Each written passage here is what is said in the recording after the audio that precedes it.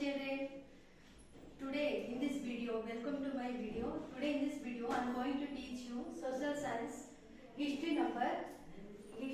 lesson number 1, an introduction to the past. Okay, before that, history. What is the history we have to be know. Okay, so history. What is history? History is the story of the past. Okay, what is happened in our past?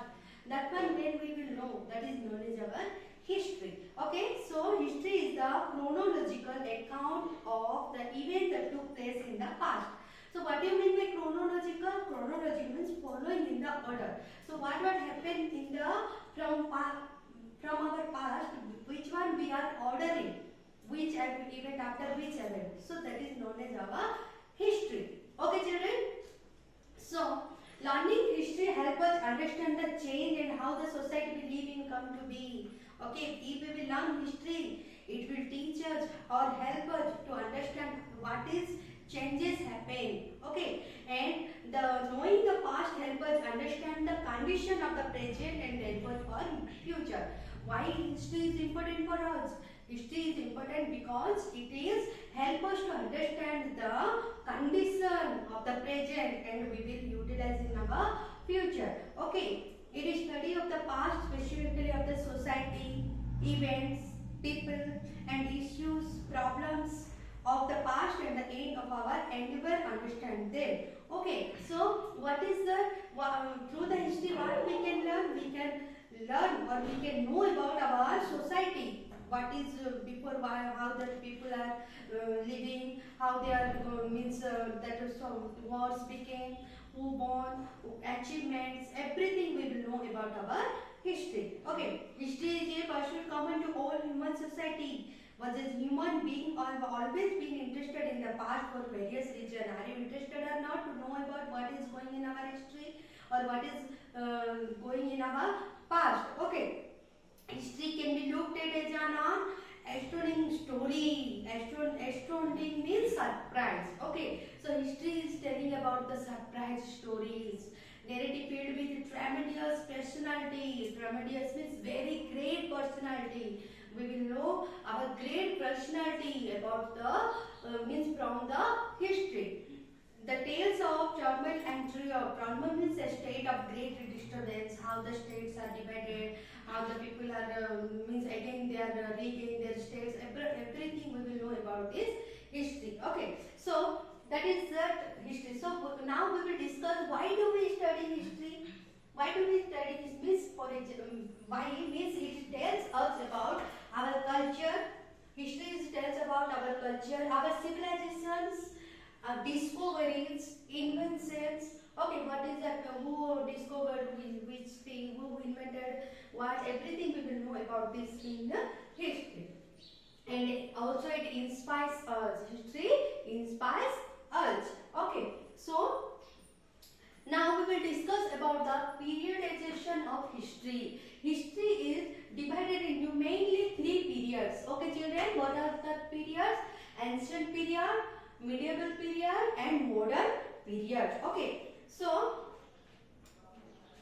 we will know about this about by the chronological sequence. What do you mean by chronology? Chronology means the following by the order. Okay, so through that order we can know about the how our history is periodization. Okay, so first what I told you, ancient, medieval and modern. So what is ancient history? See, again ancient history is divided into 3 categories. Okay, what is that? Prehistory, proto-history and history. Okay, so see children, history is mainly divided into 3 periods: ancient, medieval and modern. And ancient history also divided into 3 periods, that is prehistory, proto-history and history. So what is the prehistory? See, in this period men did not lead a settled life and wandered from place to place. Okay, in this period the people are not living in a settled life. They are moving from or wandered from one place to another place. Okay, so prehistory is the fact of origin of human activities and civilizations that took place 1000 years ago. To understand prehistory, archaeologists dug deep into the ground to find about more them. So what do you mean by archaeologists? Archaeology is the study of history by digging the object. Okay, so how the people are, we know how we know about that our history. Something is buried under the ground. Which one? Archaeologists, some digging like your coins, that objects, some pots, everything. How they are using, which material they are using. That all we came to know by the archaeological sources. Okay. History drew conclusion with the help of available physical remains like bones, tools, weapons, coins, pots, jewelry, etc. These all, everything is dug by the ground, and that one is digging in the object. In general, prehistory is divided into three ages: Stone Age, Bronze Age, and Iron Age. Okay, so Stone Age means where the people are using the weapons with the stone. Okay, so that age is known as Stone Age. Next, they are used by the bronze. Bronze is one type of metal. Next, then later that one they used by the iron. So that's why that age is divided into Stone Age, Bronze Age, and Iron Age. Okay, children. So now we will discuss about the proto-history.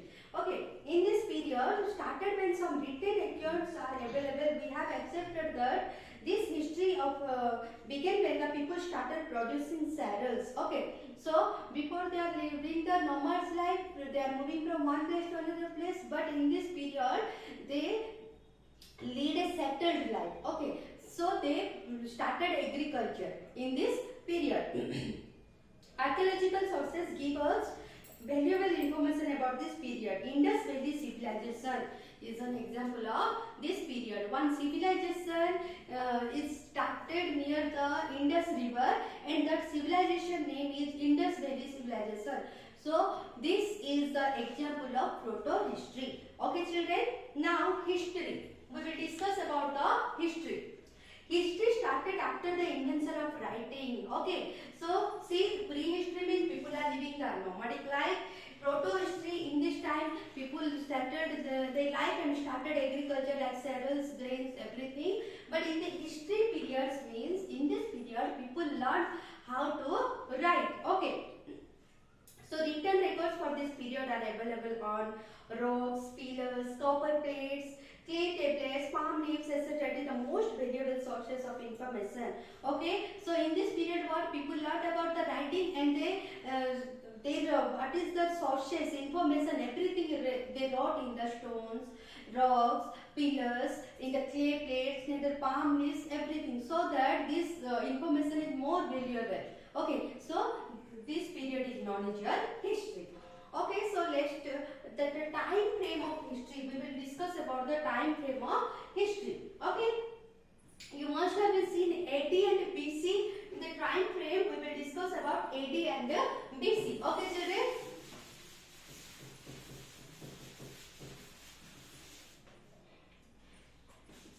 AD and BC.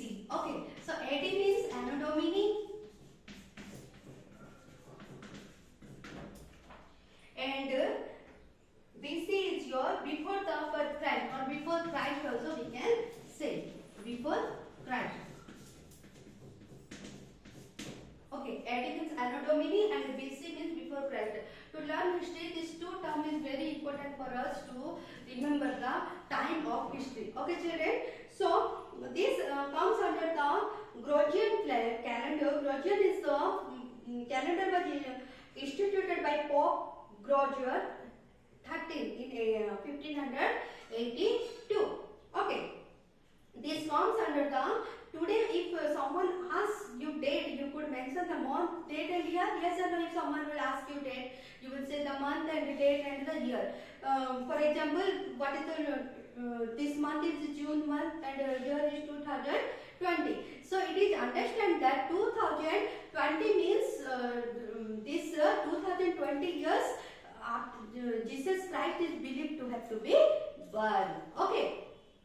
So now in a recent system they are using BCE. BC means before common era and CE means common era. Okay, it is never a way of expressing the same period but without the Christian concurrence. BCE and CE is the same only, AD and BC, but it is annual changes of the era. Okay.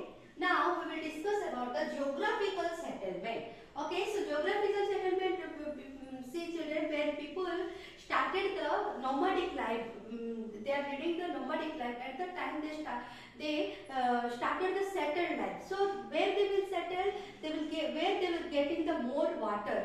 Okay, and through that water they are doing the agriculture. So that they started the settlement near the river. Okay, so that's why near the river so many civilization is started, because for why they settled near the river? Why? Because they have to be get more water, and that is helpful for the agriculture. Okay, so some geographical settlements are there. For example, Suleiman and Kirthar. Suleiman and Kirthar. This is one of a settlement of people living a settled life. Okay, children, Suleiman and Kirthar. It is in northwest. Suleiman and Kirthar, it is in northwest. Garo Hills in the northeast. Vindhya in the Central Asia. Vindhya civilization is started in the Central India. Sorry, children, Central India.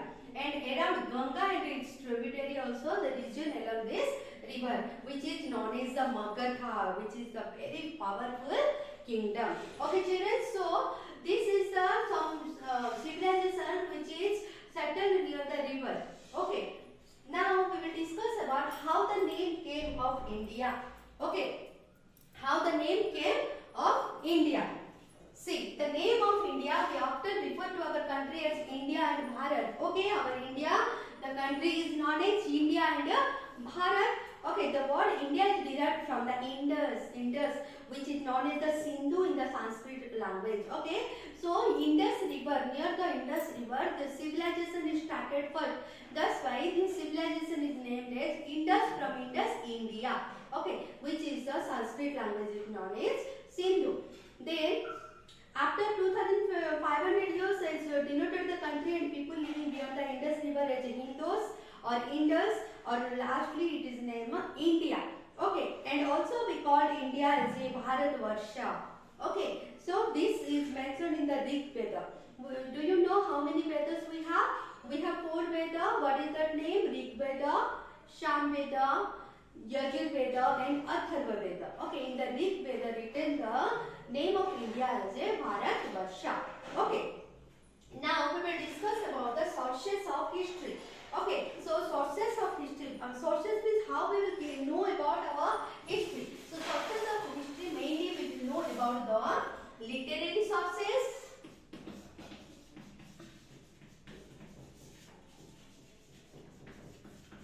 and archaeological sources.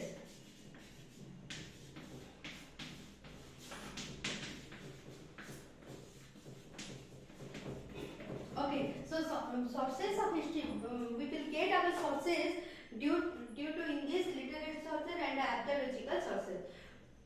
So what is the literary sources? See, literary sources are obtained from the various texts that were composed in ancient India. Okay, means which is written in a text like a book. Okay, so from that we will get the sources. That's why it is known as the literary sources. There are old books that written in long ago which are called manuscripts. Okay, children, manuscripts. Literary sources means manuscripts. Manuscripts are written by the hand. Okay, then this way record written by hand on each of palm leaves in Brahmi and Kharosthi script. This is the script of means language where it is written, Brahmi and Kharosthi. Many of these are written in Sanskrit, Prakrit and Tamil languages. Okay, these scripts are written in the Sanskrit, Prakrit and Tamil language. So that's why we know about that very oldest language of India is Sanskrit and Tamil. Okay, as these books were handwritten, they were very fragile and handled to preserve. Some of them were eaten by insects over the years and some were destroyed, but many survived as often they were preserved in monasteries and temples. Okay, so what happened that the handwritten books are eaten by some insects, means that became very slowly become destroyed. That's why that is kept in the temples or any monasteries. There were other early religious texts upon Vedas, Puranas, epics. Epics means very long Ramayana, Mahabharata, Upanishad, etc. Okay, there are also foreign accounts written by travelers who visited India. For example, Chinese travel Pahan and Moroccan travel Ibn Battuta. Okay, but children, some foreign travelers came India and they traveled and they wrote something in the book. That one also very helpful to know about our history. Okay. So who is that true traveler? Two famous traveler is Pahan and Ibn Battuta. Okay, they are from China and Moroccan. Okay, India and foreign account together come under literary sources. Another source that is considered important is archaeological sources. Okay, so now we will discuss about the archaeological sources. Okay, so archaeology means I told you that which one we are getting the objects by digging up the ground. So the study of ancient remains is called archaeology. So we will know history about these two sources. One is literary sources which is written in that book or palm leaves or everything, and another by digging the ground. What objects we are getting from the ground, from that object we can draw the history. Okay. So archaeologists expect sites and objects buried in the earth. They also study the remains of building made out of brick and stone, sculpture and paintings. Okay, and to find animal bones, weapons, charred grains, etc. So these all, when they are getting by the digging, we can draw the history in our past. Monuments, coins, artifacts and inspections provide concrete authentic evidence. So what monuments, coins, artifacts means like fort or any deity they are using, that all we are getting some point from the history. Monument is a statue. Monument means is a statue like building or other structure, like your Taj Mahal, okay, India Gate, Sanchi Stupa. These all our historical monuments. Okay, children. The study of coin is known as numismatics. Okay, children, remember this point. The study of coin is known as numismatic. Coins throw significant light of the economic structure of ancient India. For example, trade and commerce. So when archaeologists got some coins from the ground, so we concluded that people were very much means they are related with the trade and commerce. Okay. The study of inscription is called epigraphy. Okay, they can be seen on pillars, rocks, slabs, walls of buildings and body of temple.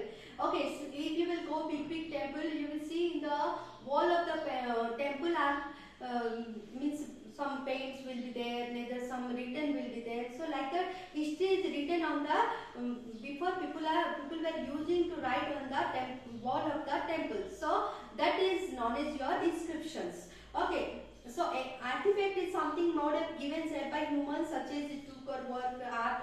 For example, stone tools, pottery, vessels, metal objects, jewelry, etc. These all are artifacts. Okay. So other hand, historians are people who study the past and use word sources of record to the information. So who is the historians? Who read about our past. So found from manuscript, inscription and seals, archaeologists and historians study the sources available to them and reconstruct the past. So through these all sources we know about our history. So this is that's why it is very helpful for how to know about the history. Okay, this lesson over, children.